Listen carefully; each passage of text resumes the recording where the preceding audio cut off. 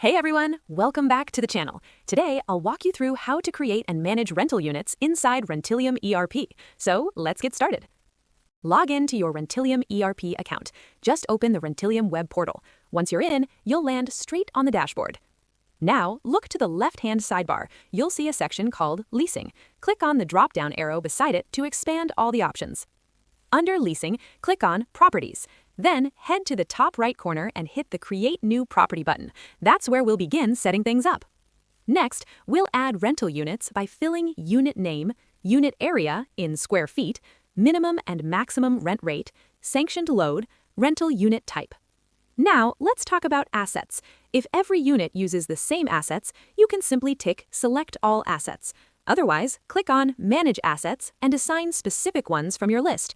Need an extra unit? Just click the plus button, and if you want to remove one, use the trash icon. Easy.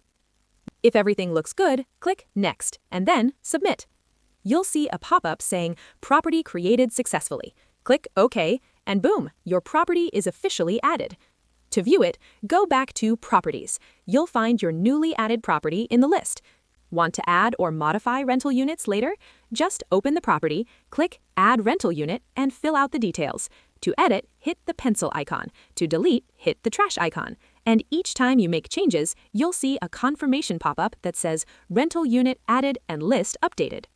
And that's it. You've successfully created and managed rental units in Rentilium ERP. If this tutorial helped you out, make sure to like, share, and subscribe for more step-by-step ERP guides. Thanks for watching, and I'll see you in the next one.